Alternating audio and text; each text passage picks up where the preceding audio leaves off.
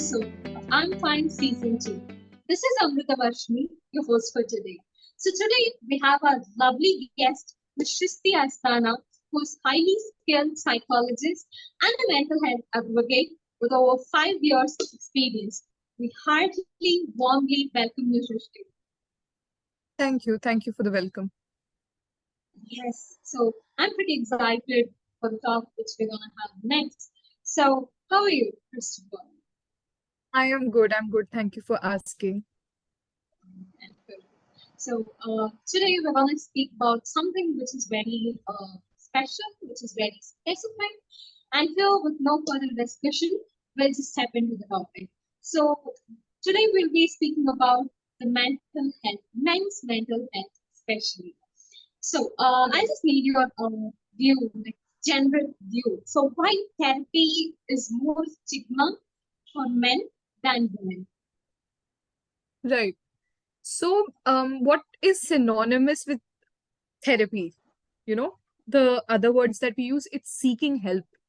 It's accepting that we need an external agency to, help us navigate circumstances. And culturally, it is ingrained into men that seeking help is not what men do.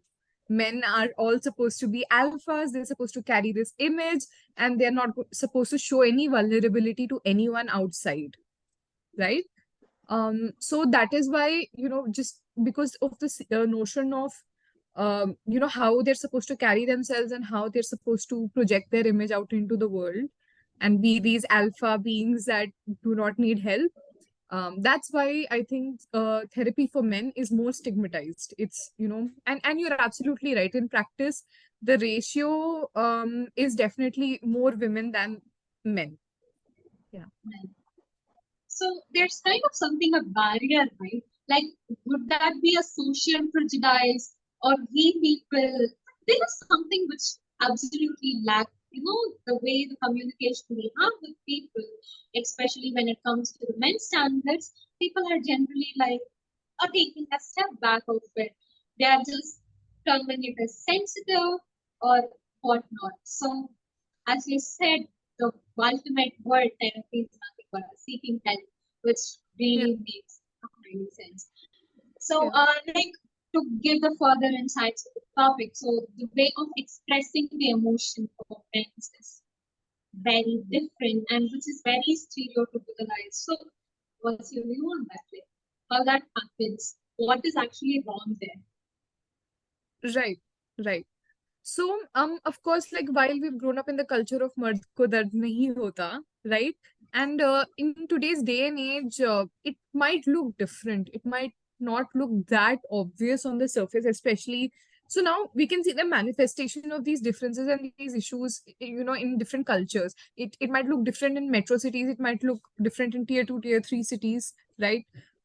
So what happens is the emotional expression, it is subdued somewhere, okay? Because men are asked and expected to be the providers, to be always there for other people, to be the macho person rescuing other people, right? Like you can see the most basic thing starting from childhood. Like for example, if something happens in the family unit, right? Like someone passes away, let's say then like let's say a grandfather passes away and there are two children in the household, one is a female child and one is the male child. um who's Even if the male child was closer to the grandparent, right? Whose emotions are catered to and who is allowed, and I'm using the word allowed. As a child, you need to hold that space for them to allow their emotions to come up. And when you hold that space, that's when you learn to navigate it healthily. But even if the girl child wasn't that close to the grandparent, the female child's emotions are held. They are more comforted than the male child. And also, like just something as basic as, and their default setting is set to take care of the logistics. He's passed away now.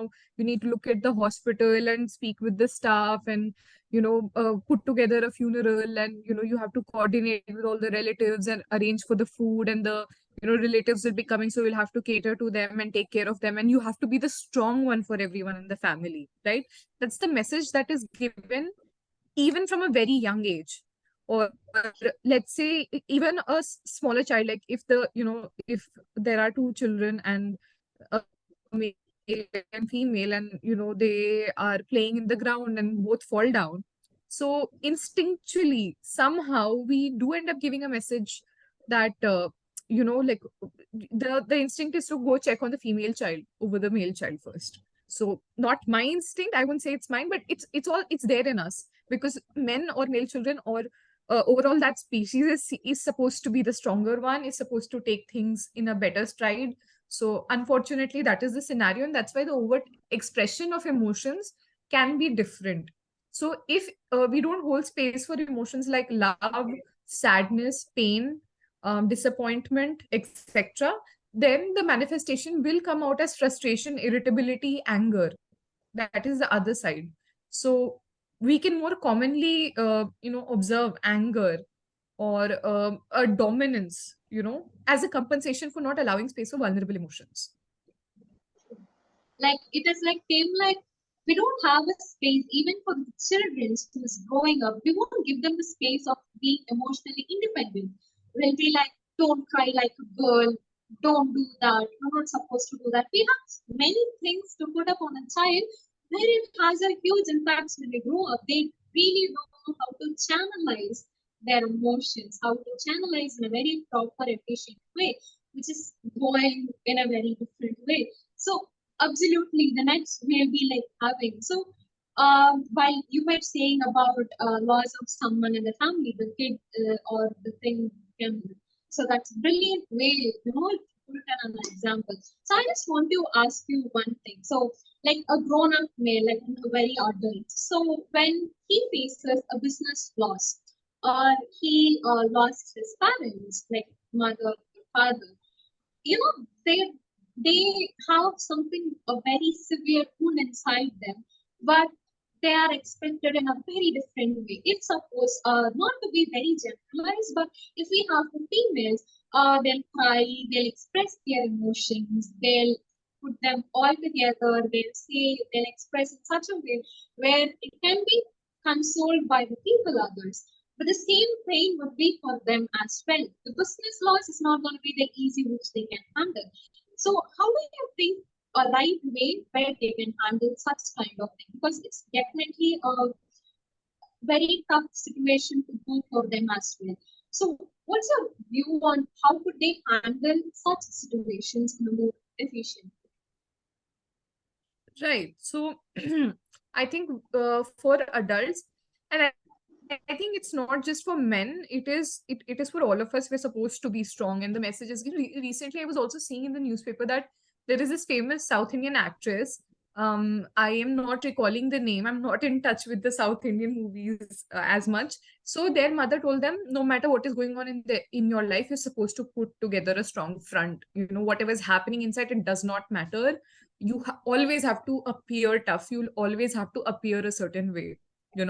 So that is the message overall in society now given to everyone, that and we are also embedded with these beliefs that the moment the world sees any degree of vulnerability, they'll be out to squash you, they'll be out to destroy you, they'll be out to use you, etc. So we are growing with such belief systems, all of us, and obviously that is going to impact the way we project ourselves out into the world. That pressure of portraying a certain image, combined that with an inability to express the more vulnerable emotions, express pain, or even allowing yourself to feel that pain, you know so that will obviously manifest in some ways that are less than ideal.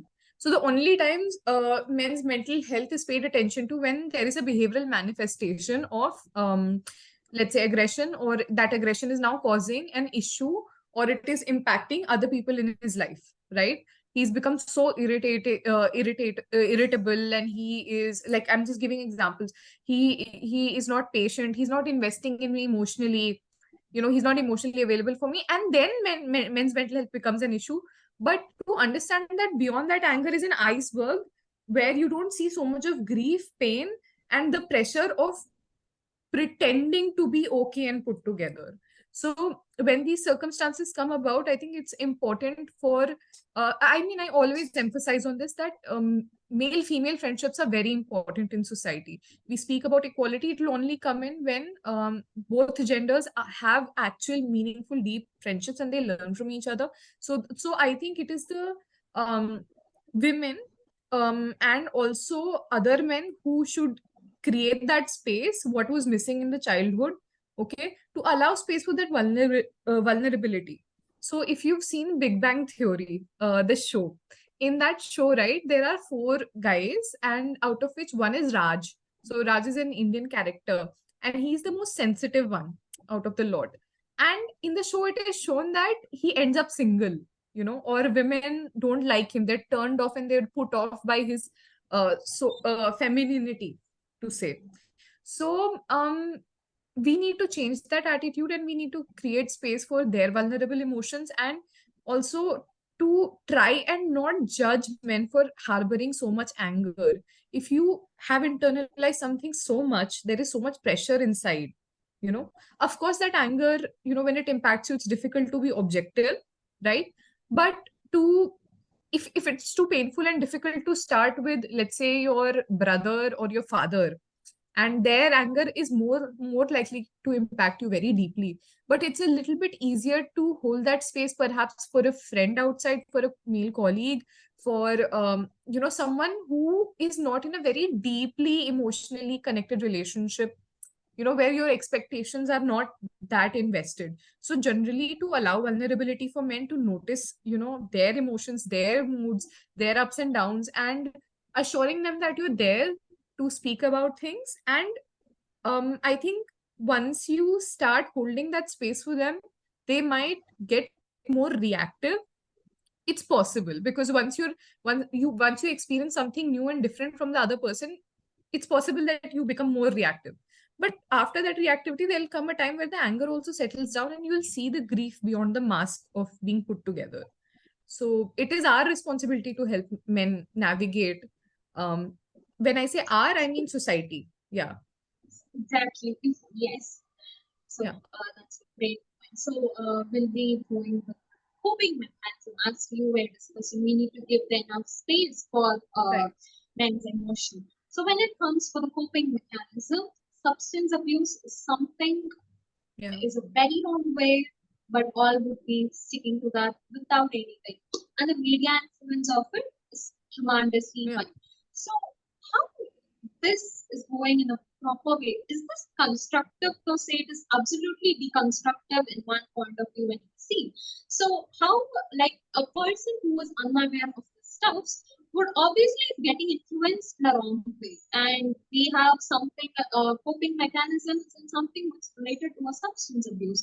So how this is going to go? Like, what is the real seriousness of this issue?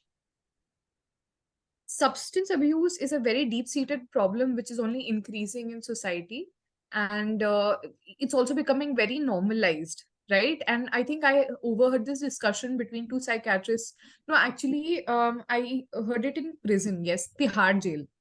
We, as a part of our training, we were visiting Tihar, and the experts there, they mentioned how uh, yeah, the psychiatrist there mentioned ki how culturally till the previous generations, like our fathers or unse pehle, you were not supposed to smoke in front of your parents or family. Okay, you're not supposed to drink. Anyone who was indulging in it, it was a hush hush behind the curtains kind of a scene, where it was taken as, oh, because we respect the elders so much, or we respect the family so much, we are not going to engage in front of them. But because slowly now, if you, especially in metro cities or anywhere you see, it is very open. So that openness, of course, we're modernizing, but at what cost, right?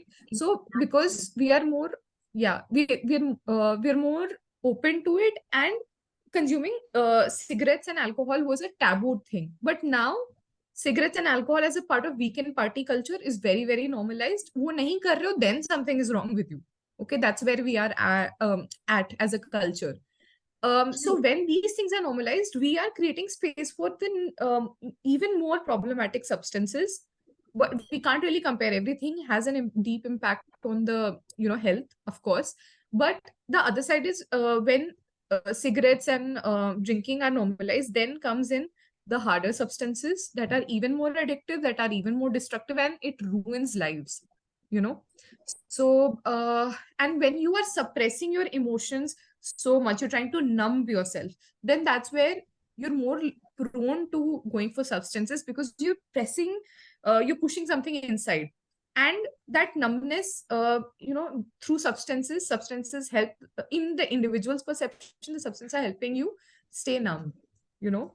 So it is all deeply related to emotions, and it is an increasing problem, and lives are ruined. The family unit, society, and the kind of impact substance use problems has on the bigger economy, right? It is all very much there. I mean, in the lockdown, I remember these discussions where sari cheeze band hai, but alcohol shop is open, you know.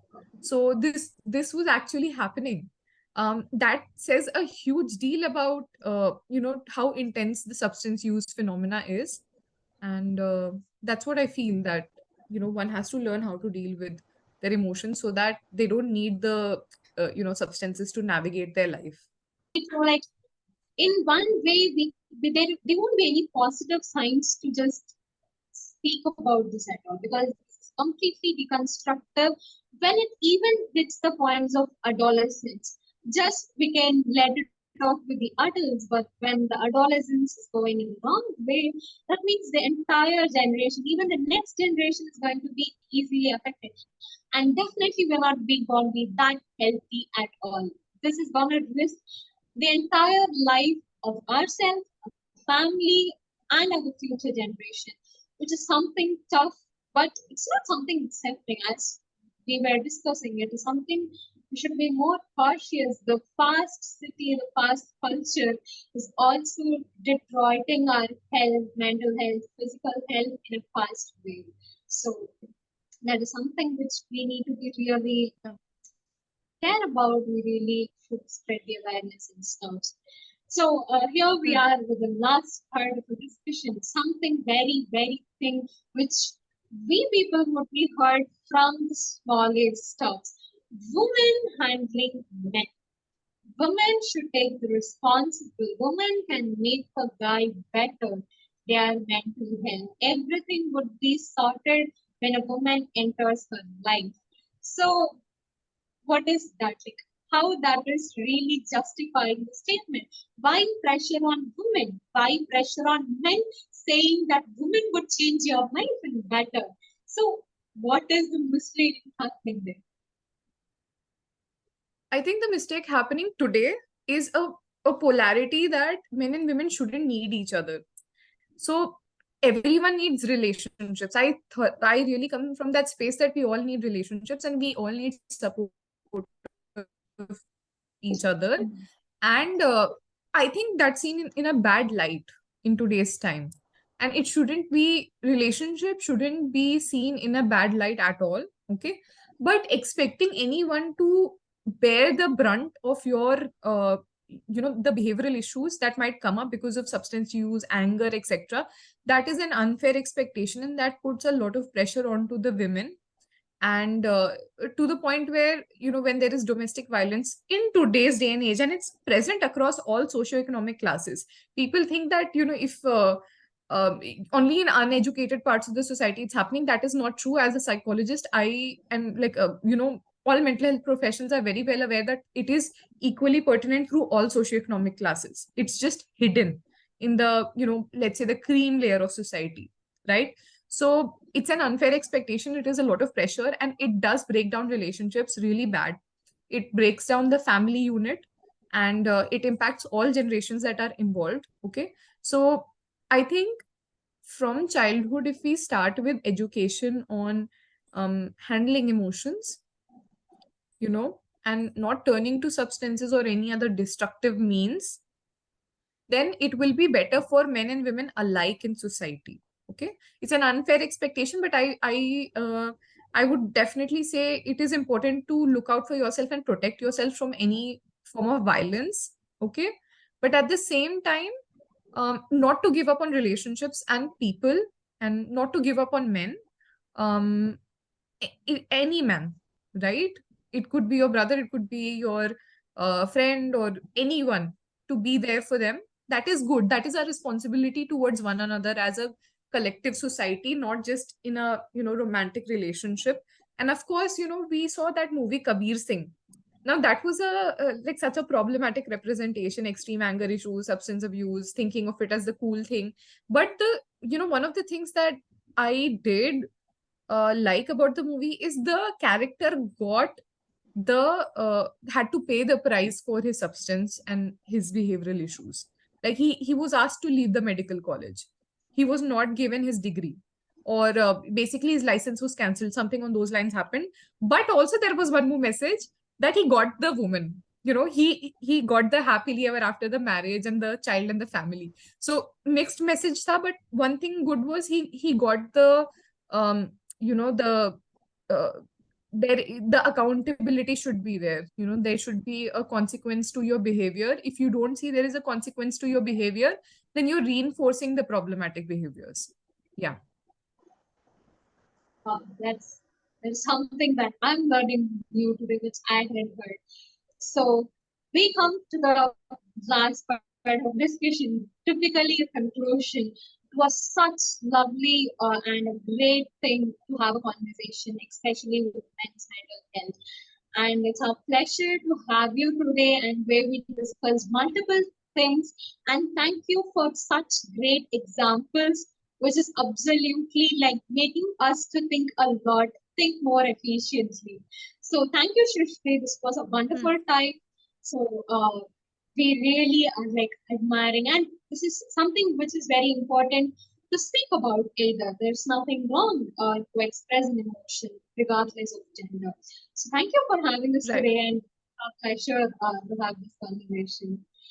So with all this, is Srishti signing off for our show. It was such a great time to have you with us. And with this, the first episode of Unfiltered Season 2 comes to an end. Stay tuned for further wonderful topics we're gonna share. Thank you.